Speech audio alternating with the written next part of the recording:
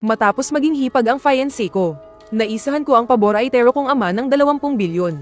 Umalis ako sa Jingbei, ang lugar na dumurog sa puso ko. At nagpost ako sa social media. Tumakas ang fiancé ko kasama ang kuya ko. Single na ulit ang gwapong to at pwedeng-pwede ng ligawan. Ang litratong kasama ay ang abs ko na ginestusan ko ng 100,000. Sa sumunod na segundo, tumawag agad ang kaibigan niya para questionin siya. Shen Buyu, ano bang nangyayari sa'yo? Ang gwapo-gwapo kaya ni Fang Ziyu. Kahit sinong babae, may in love kapag nakita siya. Kahit nga ako, hindi ko mapigilan ang sarili ko. Tapos hahayaan mo pa siyang maging single. Nang malaman niyang umalis na ako, nagwala sa galit si Shen Buyu. Agad niyang pinahanap sa assistant niya kung nasaan ako. Pero ang nalaman niya ay nakaalis na pala ako ng bansa. Ma'am Shen, sa posisyon niyo po, hindi kayo pinapayagang umalis ng bansa. Mukhang sa pagkakataong to, ayaw na niya talaga sa inyo. Nanliit ang mga mata ni Shen Buyu. Bigla niyang naalala ang usapan nila ng kaibigan niya sa club noong araw na iyon. Buyu. Yung si Fang Ziyu.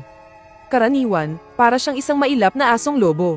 Wala siyang kinikilala. Pero bakit pagdating sa'yo, nagiging maamo pero may pagka-wild pa rin?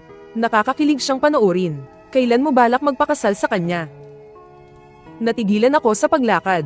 Halos lumundag ang puso ko sa kaba. Umaasa, pero ang narinig ko ay, laro-laro lang. Anong pakasal? Napakagaan ng tono niya. 7 salita, na parang walang bigat, pero sa pandinig ko, para iyong 7 patalim na may lason. Na saktong-saktong tumusok sa puso ko. Kasabay nito, bumalat ang isang nakakailang nakatahimikan sa private room. Halata, pati ang mga kaibigan niya, nabigla. Hindi ko alam kung gaano katagal ang lumipas, bago may isang maingat na bumasag sa katahimikan. Hindi nga, Ate Shen. 3 taon na ang lumipas. Nasa puso mo pa rin yung di mo malamutang pag-ibig. Di malamutang pag-ibig, tila umugang ang isip ko. Blanko ang lahat, mayroon palang di malilimutang pag-ibig si Shen Buyu. Para akong isang manikang ninakawan ng kaluluwa. Tulala akong nakatayo sa labas ng pinto. Narinig ko ang mahinang pagsang-ayon ni Shen Buyu. Noong naghiwalay kami noon, sabi niya, bigyan daw siya ng 3 taon. Susubukan niyang makipagrelasyon sa iba. At hahayaan din akong sumubok sa iba. Kung mahal pa namin ang isa't isa, magkakabalikan kami. Kaya pinagbigyan ko siya, 3 taon na. Tapos na akong sumubok, sabi niya, sabay tigil sandali. Panahon na rin para bumalik siya. Para akong tinamaan ng kidlat, na nanlamig ang buo kong katawan. Nanginginig pati ang dulo ng mga daliri ko. Ang 3 taon nating pagsasama. Ang lahat ng sandaling akala ko'y iisa ang tibok ng ating mga puso. Ay isa lang palang eksperimento para subukan niya ang iba. Paano na si Fang Ziyu? Sa ugali niyang yun, kapag nalaman niya, ngunit hindi pa man natatapos ang sinasabi. Malakas kong itinulak ang mabigat na pinto ng kwarto. Nagulat ang lahat ng nasa loob. Sabay-sabay silang napatingin sa pinto. Nakatayo lang ako roon. Nakakatakot ang pagkaputla ng mukha ko. Walang kakurap-kurap kung tinitigan ang babaeng nakaupo sa kabisera. Pero sa kabila ng bigla kong pagdating, hindi man lang siya nagpakita ng gulat o pagkabahala. Ganoon pa rin ang malamig niyang itsura. Kung may gusto siya sa akin kahit kaunti, hindi ganito ang magiging reaksyon niya ngayon. Lumapit ako sa kanya, at tinitigan ko ng maigi ang mukha niya. Shen Buyu. Wala ka bang sasabihin sa akin? Wala akong dapat sabihin. Kung ano ang narinig mo, iyon na iyon. Laro-laro lang naman ito. Ang akala ko, malinaw sa iyo ang lahat. Nakipagpustahan sa iyo si Shen Luoheng. Kapag nakuha mo ko, pwede kang pumili ng kahit anong mamahaling kotse sa garahe niya. Kung sa tingin mo ay hindi pa sapat ang mamahaling kotse. Habang nagsasalita, kumuha siya ng isang itim na bank card mula sa kanyang bulsa. At dahan-daang itinulak ito sa ibabaw ng lamesa sa harap ko. Ito ay 100 milyon. Ituring mo na lang na bayad para sa 3 taon na palagi kang nandyan para sa akin. Simula ngayon, tapos na talaga tayo. Pagkasabi niyon, tumayo siya, at akmang aalis na. Pero noong dumaan siya sa tabi ko, bigla kong iniunat ang kamay ko, at hinawakan ng napakahigpit ang kanyang pulsuhan. Shen Buyu. Pero nahulog na ang loob ko sa'yo. Habang sinasabi ko iyon, iniisip ko ang lahat ng pinagdaanan natin sa loob ng 3 taon. Pero umiling lang siya, kinuha ang cellphone niya at itinapat sa akin. Isang bagong message preview ang bumungad sa mga mata ko.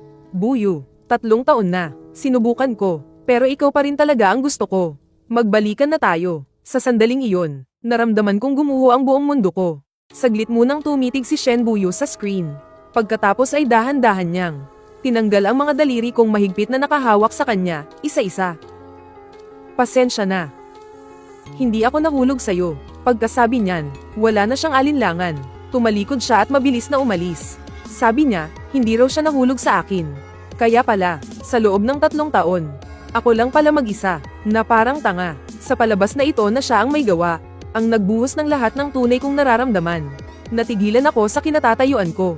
Tinitigan ang mga kamay kong walang laman. Pagkalipas ng 1 segundo, bigla kong dinampot ang mamahaling bote ng alak sa mesa, at buong lakas na inihagis sa sahig. Natulala sa takot ang lahat ng tao sa loob ng kwarto. Walang sino mang nangahas na pigilan ako. Hindi ko alam kung gaano katagal ang lumipas. Bago ako lumabas ng club, sa pag-ihip ng hangin ng gabi, naramdaman ko ang lamig sa aking mukha. Basta ko nalang pinunasan ang mga luha ko, at pumara ng taxi. Sundan mo yung may box sa unahan. Kailangan kong makita mismo, ang lalaking 3 taon niyang inasam-asam. Ang lalaking kahit kailan ay hindi ko matatalo sa puso niya. Kung sino ba talaga siya? Siguro'y napansin ng driver na hindi ako mapakali. Hindi na siya nagtanong pa. Tinapakan niya ang silinyador at sumunod. Pero si Shen Buyo, na palaging kalmado at sobrang ingat magmaneho, ay halatang halata ang bilis ng takbo ngayon. Nang makita ko iyon, lalo pang sumakit ang dibdib ko. Ganon na ba talaga siya katat na makita ang lalaking yun?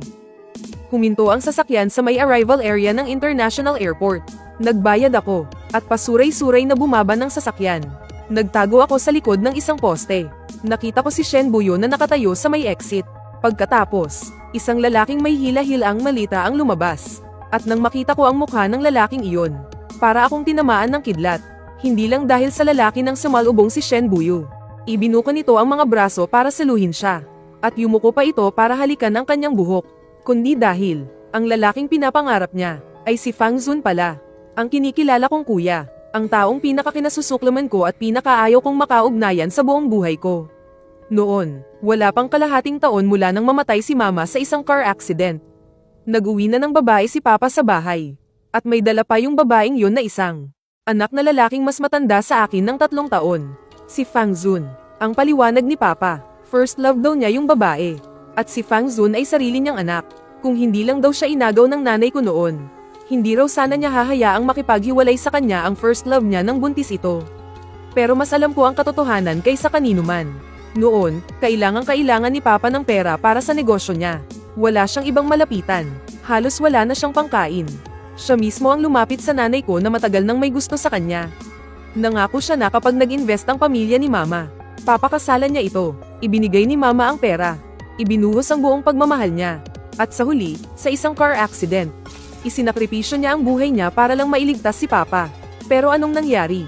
Hindi pa man natutuyo ang lupa sa puntod ni mama.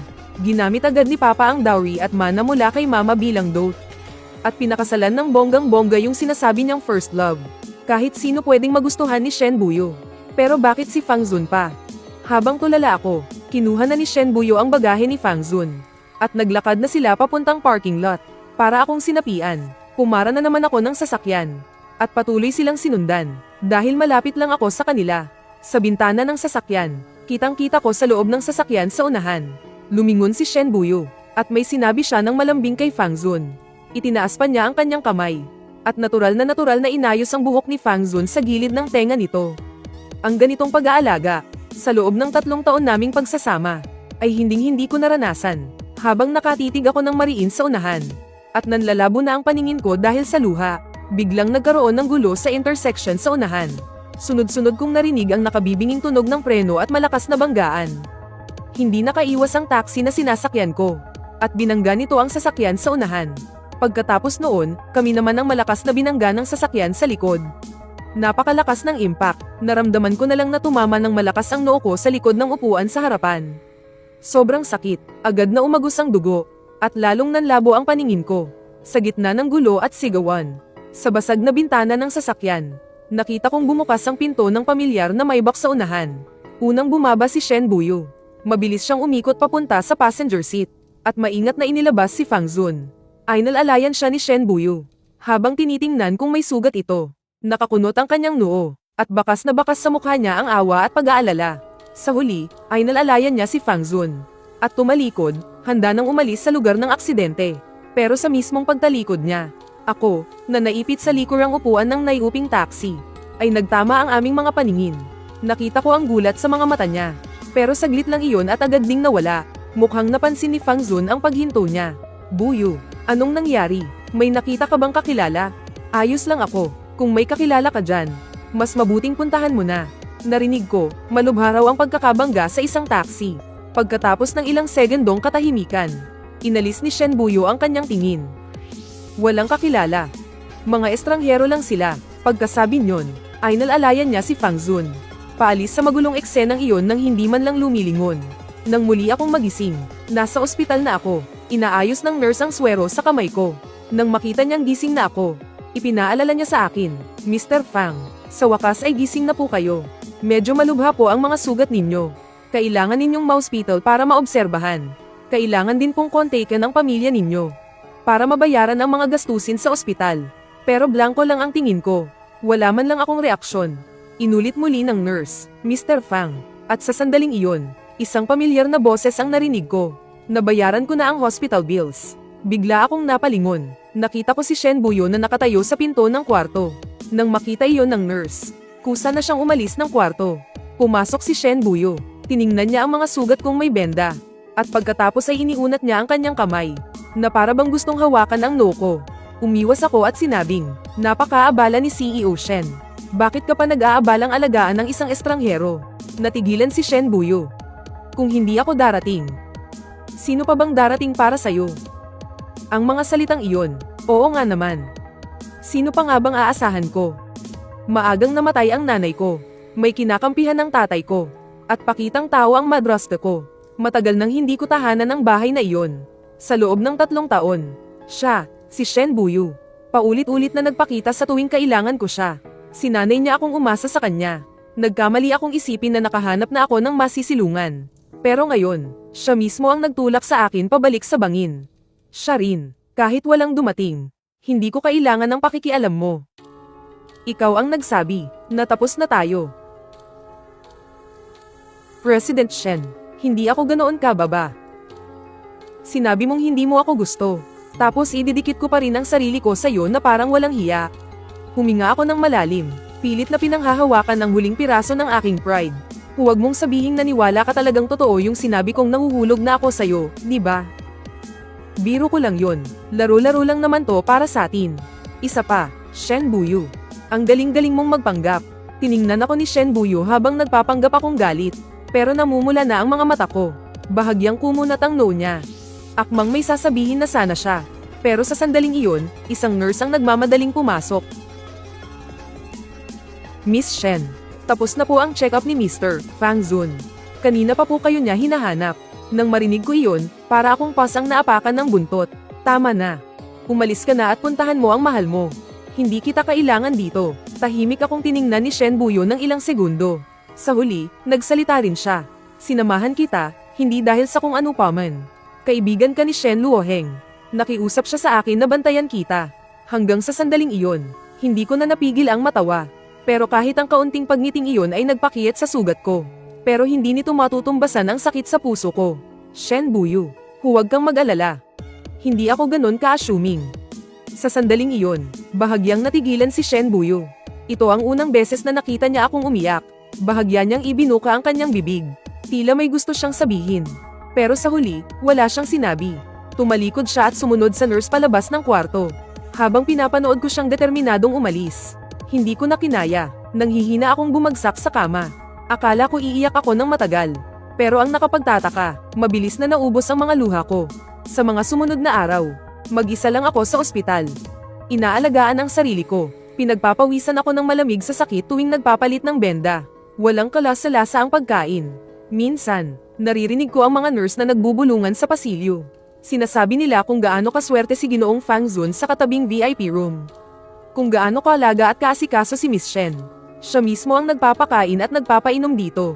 At nagbabantay sa gabi. Isang beses, napadaan ako sa kwartong iyon. Mula sa bahagyang bukas na pinto, nakita ko si Shen Buyu na nakaupo sa tabi ng kama.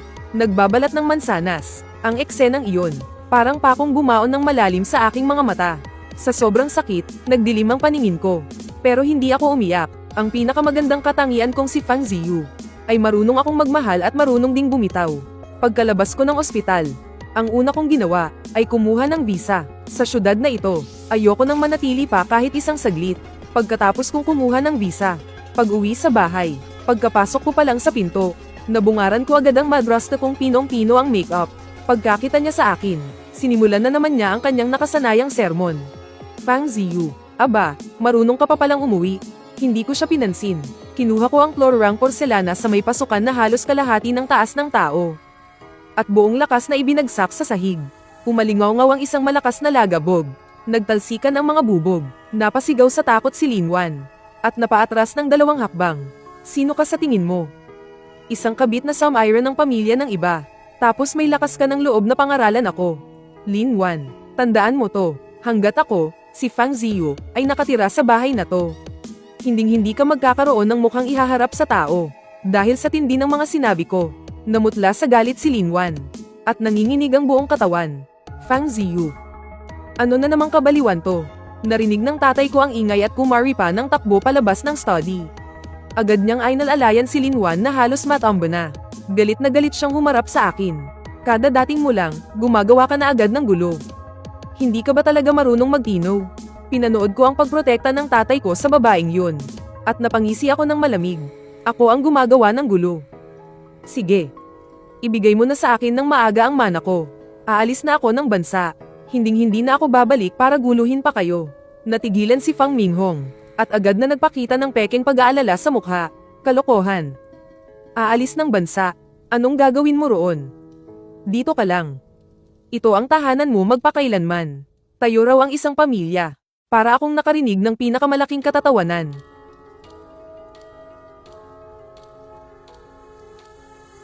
Huwag ka nang umarte, Fang Minghong. Ikaw, siya, at si Fang Zun. Kayo ang tunay na pamilya. Namatay na ang nanay ko. Wala na akong pamilya. Sabihin mo na agad ang presyo. Gusto kong makuha ang nararapat para sa akin. Nang marinig ito, agad na sumama ang mukha ni Fang Minghong. Ilang sandali siyang nanahimik, saka siya nagsalita na puno ng pagkukunwari. Alam ni Papa na may sama ka ng loob sa pamilya. Ganito na lang. Bibigyan ka muna ni Papa ng 5 milyon, model.